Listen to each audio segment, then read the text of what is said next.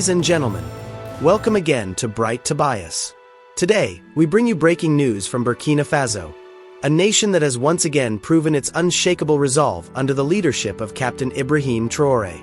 In what appears to be one of the most decisive military responses in recent African history, President Traoré has deployed thousands of soldiers and a fleet of military jets to repel what officials describe as a foreign-backed incursion attempt in the country's northern and eastern territories.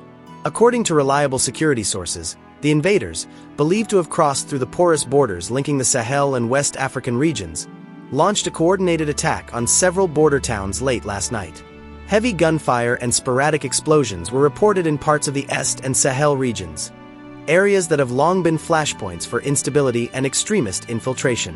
By early morning, however, Burkinabe forces had mobilized on an unprecedented scale. Eyewitnesses in Fadane Gourma and Dori described the sight of fighter jets slicing through the early dawn sky, while ground forces, composed of elite special units and volunteer defense corps, moved swiftly to regain control of occupied zones. Military officials confirmed that dozens of enemy combatants were neutralized, and several others captured alive. The swift and organized response, observers say, reflects the recent restructuring of Burkina Faso's defense command under Captain Traoré's reform-driven leadership. In an emergency address to the nation early this morning, President Ibrahim Traoré appeared in full military uniform, his face calm but firm. He reaffirmed Burkina Faso's commitment to defending its sovereignty against all forms of aggression, foreign or domestic. "Let no one mistake our silence for weakness," Traoré declared. "Burkina Faso belongs to its people, not to foreign powers or hired mercenaries. Anyone who attempts to destabilize our homeland will face the full weight of our armed forces." He further emphasized that intelligence reports suggest the invaders had external sponsors, a subtle but pointed remark that analysts believe was directed at foreign entities accused of funding insurgent groups to weaken the Sahel's new anti-imperialist alliance. As of this afternoon, the Ministry of Defense confirmed that over 8,000 ground troops and more than a dozen fighter jets and drones have been deployed to the affected regions. The coordinated operation, codenamed Operation Sovereign Shield, involves not only the Burkinabe Army but also allied units stationed along the borders with Niger and Mali. Military drones were seen conducting aerial surveillance, while armored vehicles patrolled key roads connecting the regional capitals. Residents in the affected areas were advised to remain indoors as the counteroffensive entered its second phase, focused on flushing out the remaining infiltrators. Local media outlets also reported that Burkina Faso's Air Force successfully intercepted several enemy convoys attempting to retreat across the border, destroying their vehicles in precision strikes. Videos circulating online show columns of Burkinabe troops marching through reclaimed areas, cheered on by civilians waving national flags. Across the continent, the move has sparked widespread admiration and solidarity. Messages of support poured in from Mali, Niger, and Guinea, countries that have aligned themselves closely with Burkina Faso under the Alliance of Sahel States (AES) framework. Mali's transitional president, Colonel Assimi Goïta, reportedly had a phone conversation with Captain Traoré, pledging full intelligence cooperation and readiness to provide additional reinforcements if needed. Meanwhile, the streets of Ouagadougou erupted in patriotic chants as citizens took to social media with the hashtag #BurkinaStrong, praising their military and reaffirming their loyalty to Traoré's leadership. Western embassies in neighboring countries have issued cautious statements urging restraint, while some international agencies have called for calm and dialogue. However, analysts in Ouagadougou say the attempt to destabilize the country might have been orchestrated to test Burkina Faso's growing independence from Western influence and its strengthening alliance with non-Western partners. A senior Burkinabe security analyst told Bright Tobias, "This was not just an attack, it was a message." But President Traoré has replied clearly, Burkina Faso will never bow to external manipulation again. In the wake of the offensive, the government announced emergency humanitarian assistance for displaced civilians in affected areas. Military engineers have begun repairing damaged bridges and roadways to restore access for relief convoys. Despite the tense atmosphere, the capital remains calm, with markets and institutions operating normally. The Burkinabe Central Command has assured citizens that the situation is fully under control. For now, Operation Sovereign Shield continues across multiple fronts. Burkinabe forces are advancing, determined to secure every inch of their land. President Traoré has promised the people that this will not be a temporary defense, but a lasting victory. One that will serve as a warning to anyone who dares challenge Burkina Faso's sovereignty again. This is Bright Tobias, reporting on what may become a defining moment in Africa's fight for self-determination and territorial integrity. We continue our in-depth coverage of the ongoing military operation in Burkina Faso, a historic defense effort that has now entered its third consecutive day. The Burkinabe Armed Forces, under the direct command of Captain IBRAHIM Traoré, have maintained full control of all operational zones, pushing foreign-backed insurgents deeper into the northern wilderness where mop-up operations are still underway. Reports emerging from the Ministry of Defense this morning confirm that reinforcements have been dispatched from the western and southern commands, bringing the total number of deployed troops to nearly 12,000 soldiers. These include elite paratrooper units, counterinsurgency specialists, and the recently trained youth volunteer corps known as Volontaires pour la Défense de la Patrie, VDP. Eyewitnesses in the town of Gorom Gorom describe convoys of armored vehicles moving steadily toward the border zones, while drones hover above for real-time intelligence collection. Residents have also reported hearing low, rhythmic roars of fighter jets overhead, a sound that has become both a reassurance and a symbol of resilience for the Burkinabe people. The country's Air Force Command confirmed that 3 Sukhoi 25 fighter jets and 2 Mi-35 helicopters carried out strategic bombardments overnight, targeting enemy supply lines and hideouts identified by reconnaissance teams. Local sources revealed that several insurgent strongholds were completely neutralized, while others fled toward the frontier regions. Earlier today, Captain IBRAHIM Traoré held a high-level security briefing at the presidential palace in Ouagadougou. Surrounded by his chiefs of staff, intelligence directors, and senior military advisors, the young leader emphasized discipline, precision, and protection of civilian lives during ongoing operations. In his own words, "Every inch of our land must remain under Burkinabe control. We are not fighting to prove power. We are defending the dignity of our people and the future of Africa." Sources close to the presidency confirmed that the meeting lasted over 4 hours and covered plans for post-operation stabilization, including community security patrols, emergency reconstruction, and regional cooperation to prevent future incursions. The Alliance of Sahel States, AES, comprising Burkina Faso, Mali, and Niger, has activated its joint security protocol, marking the first real-world test of the regional defense pact signed earlier this year. Mali has reportedly dispatched intelligence officers and drone specialists to assist in aerial surveillance, while Niger provided additional ground ammunition and logistical support. A military convoy carrying supplies from Niamey arrived at the Burkinabe border late last night under heavy protection.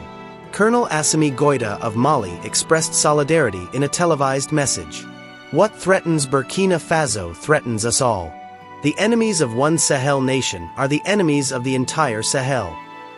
This unified stance has been widely praised by analysts as a turning point in African regional security, showing that the new generation of leaders are ready to take full control of their defense and destiny.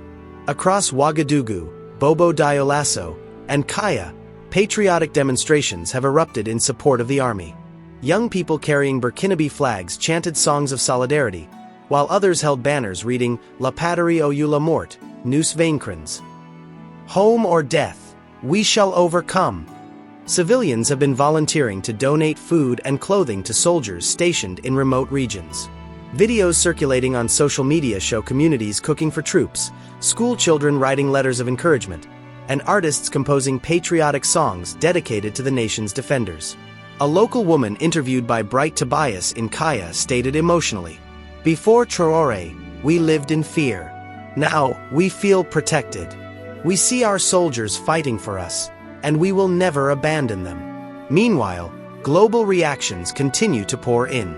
Western media outlets have been cautious, with some framing the incident as a border conflict, while others have raised concerns about the growing militarization of the Sahel.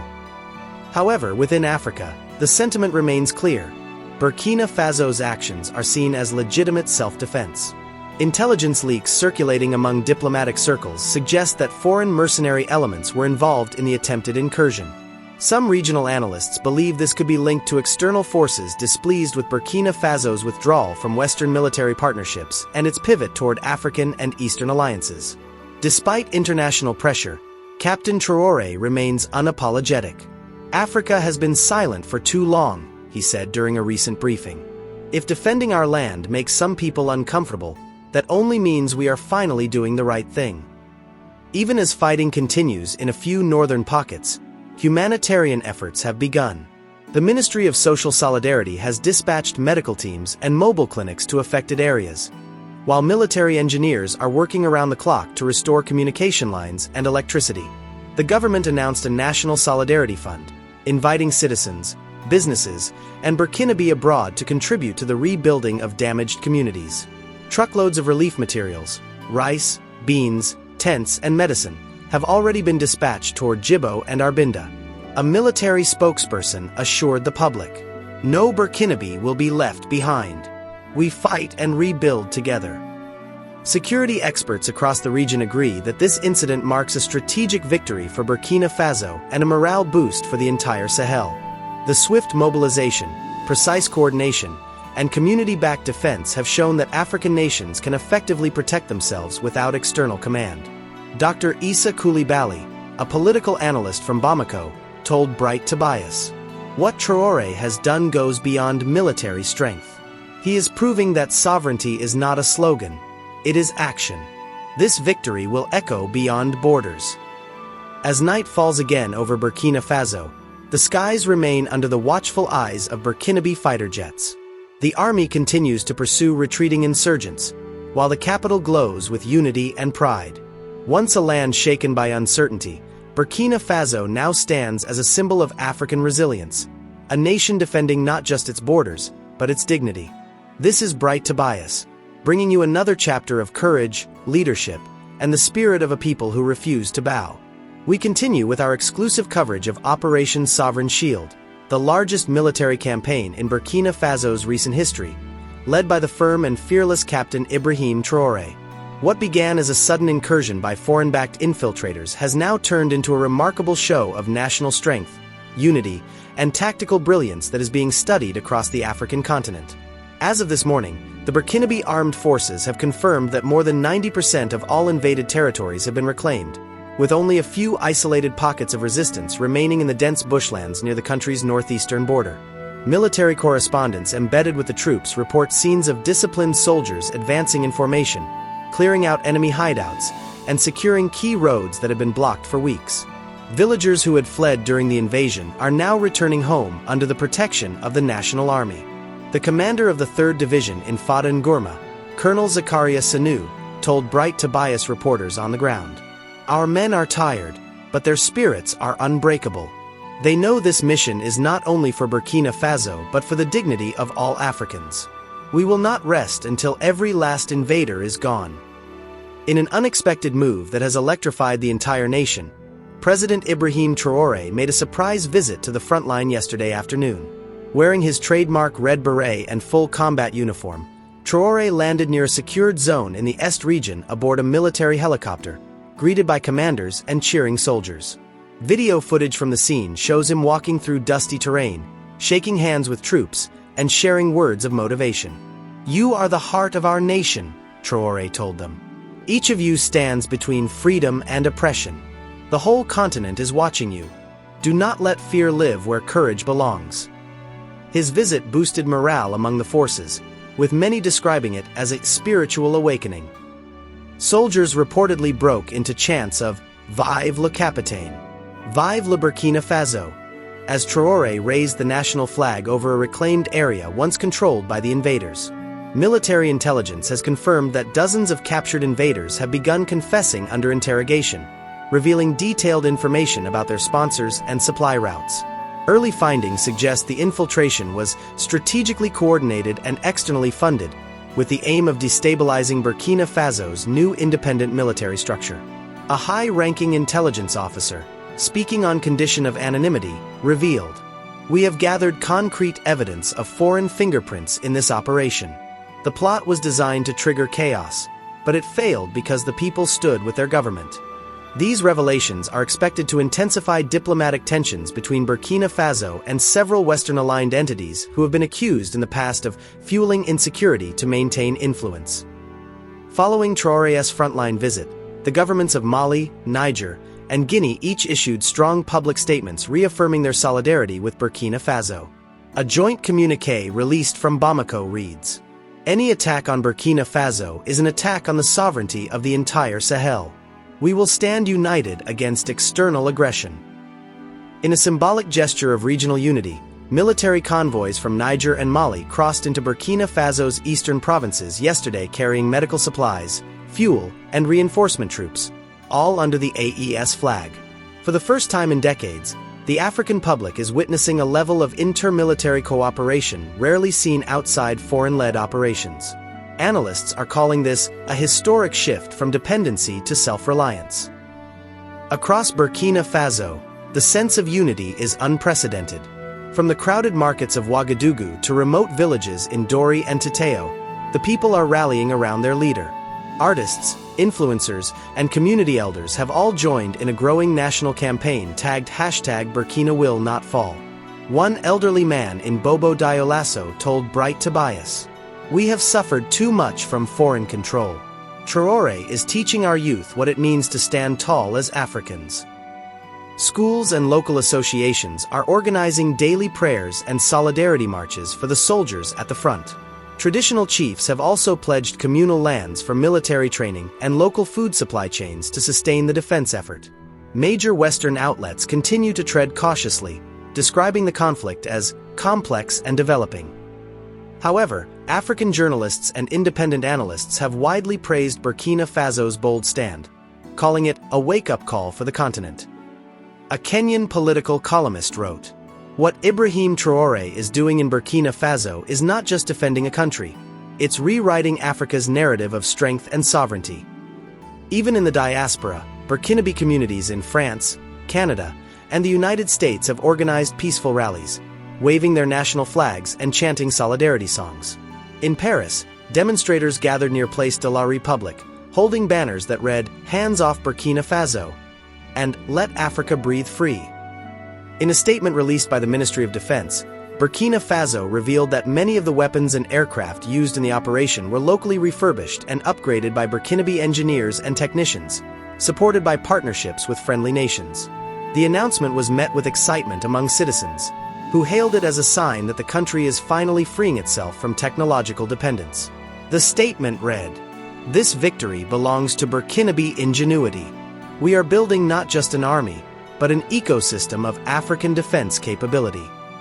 As night falls once again over the Sahel, the Burkinabe flag flies proudly over towns once thought lost. President Ibrahim Traore has returned to Ouagadougou, but his message remains clear. The war is not over until the last shadow of foreign interference disappears from our soil. The people are united. The army is resolute. The invaders are on the run. This is Bright Tobias, bringing you exclusive updates from the heart of Burkina Faso's historic defense. We continue our special report on Operation Sovereign Shield, a campaign that has now become a defining moment in the history of Burkina Faso's struggle for sovereignty and survival. Over the past few days, the Burkinabe armed forces, guided by the bold leadership of Captain Ibrahim Traore, have pushed the boundaries of military strategy, courage, and national unity to levels never seen before in the country's modern history.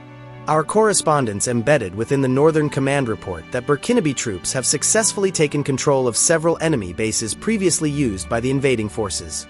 Inside these makeshift camps, soldiers discovered foreign weapons, communication devices, and food supplies bearing markings from outside the continent. Military investigators believe this discovery could confirm earlier suspicions that external actors were behind the infiltration, providing funding, logistics, and intelligence to destabilize the nation.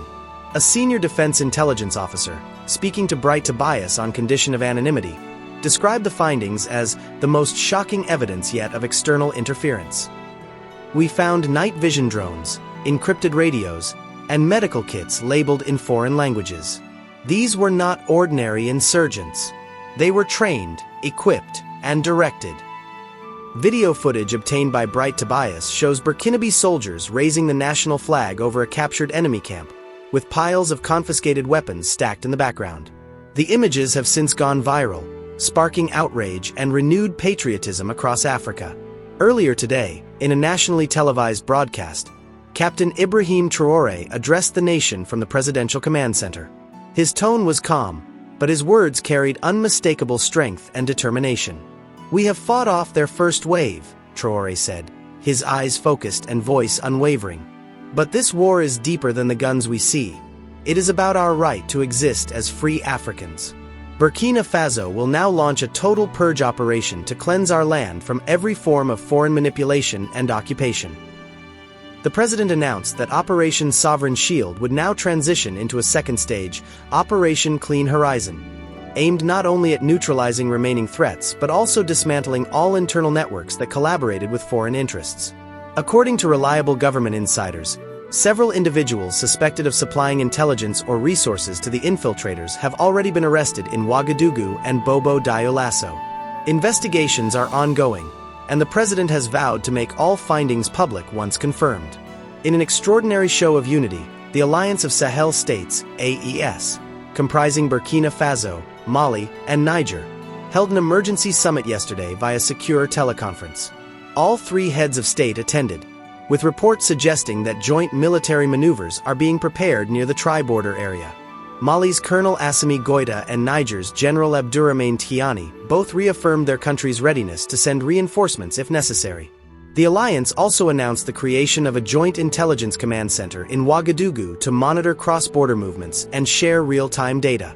"The time has come for Africans to defend Africa," Goïta said during the session. "No one will divide us again." Security analysts believe this level of cooperation marks a new chapter in Africa's defense history.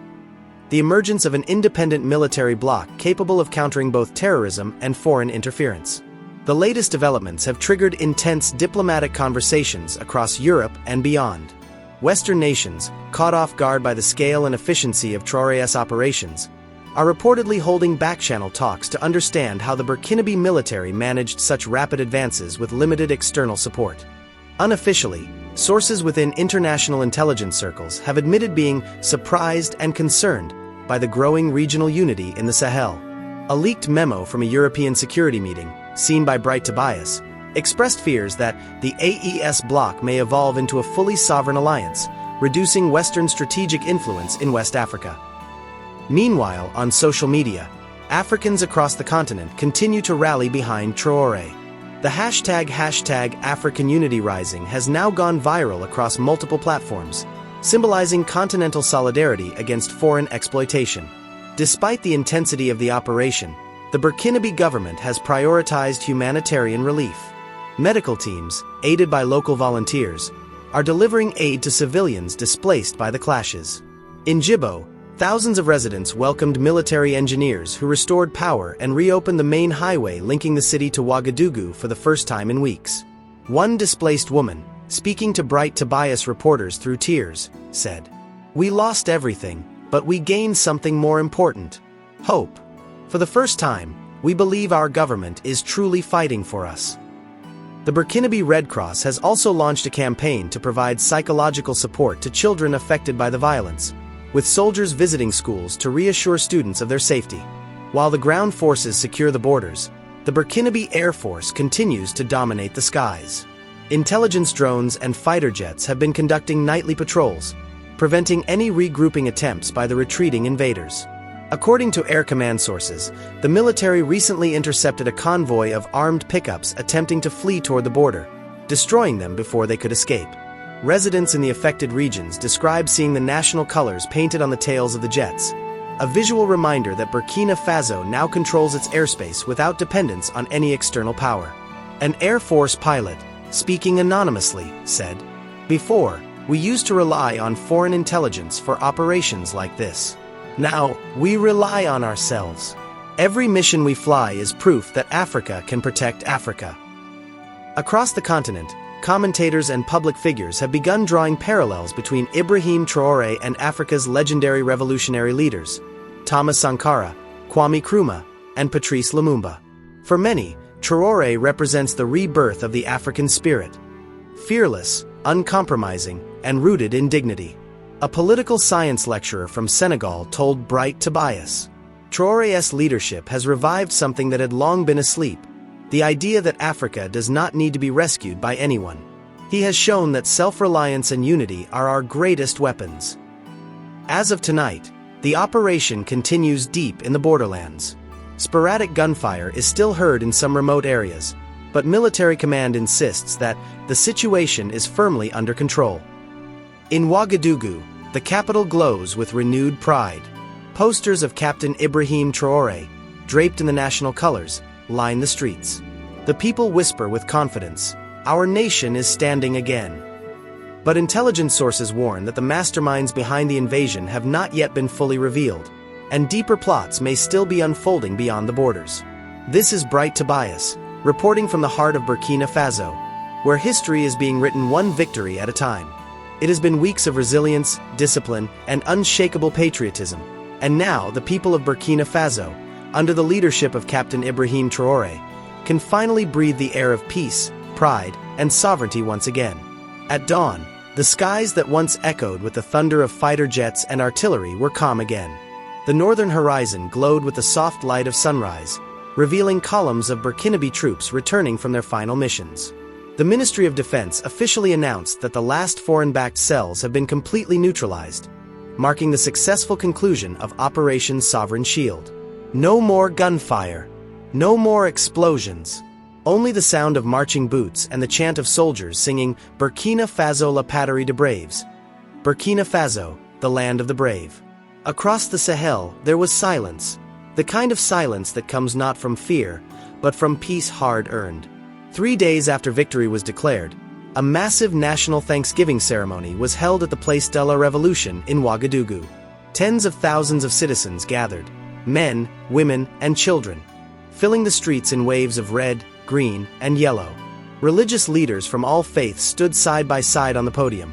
Imams, pastors, and traditional priests, united in prayer for the soldiers who fought and those who fell. Captain Ibrahim Traoré arrived in a military jeep surrounded by his closest officers. As he stepped out, the crowd erupted in chants of "Vive le Capitaine! Vive le Burkina Faso!" An elderly woman who lost her son in battle approached him with tears in her eyes. Traoré embraced her publicly and whispered, "Your son didn't die for nothing. He died so every child in this nation can live free." The moment brought many in the crowd to tears. Later that evening, the president led a solemn torchlight procession at the Monument to Martyrs, where the names of over 400 fallen soldiers were engraved in golden letters. Each flame represented a soul that sacrificed for the nation. Traoré stood in silence for several minutes, saluting with his right hand pressed firmly to his heart. "They will not be forgotten," he said quietly. "They live forever in the soil they died defending." As the torches flickered under the night sky, children released white doves, symbols of peace and freedom, into the air. The crowd sang the national anthem one last time, their voices rising over the capital like a promise to the future. The end of Operation Sovereign Shield did not mark the end of the struggle for dignity. Instead, it gave birth to a new era, a movement Traoré calls the Burkinabe Renaissance. The president signed a new national sovereignty charter, declaring Burkina Faso a zone of absolute independence, free from external influence, manipulation, and foreign exploitation of resources. Under the charter, all national resources, gold, cotton, and minerals, are to be managed by the state for the people. Foreign mining companies will now operate only under strict new terms, ensuring fair benefit sharing with local communities. In his closing address to the National Assembly, Traoré declared, "No foreigner will love Africa more than Africans. No outsider will build Burkina Faso for us. The destiny of this land is now in our own hands, and we will guard it with our blood if we must." The impact of Burkina Faso's victory rippled far beyond its borders. Across Africa, young people flooded the streets with flags, murals, and songs dedicated to Captain Traoré and the Burkinabe soldiers. In Bamako, Niamey, Conakry, and even as far as Nairobi and Johannesburg, African youths organized solidarity marches for freedom, calling for an end to external domination and exploitation of the continent. In Kenya, a student leader was quoted saying, "If Burkina Faso can do it, every African nation can." Captain Traoré has proven that independence is not a date on paper, it is a state of mind. Social media exploded with hashtags like #AfricaWillRise, #BurkinaVictorious, and #TheNewDawn, celebrating what many now call the rebirth of African sovereignty. With peace restored, reconstruction began almost immediately. Bulldozers rolled through the once battle-torn villages, restoring roads and electricity. Schools reopened, and farmers returned to their fields with new government-provided tractors and seed subsidies.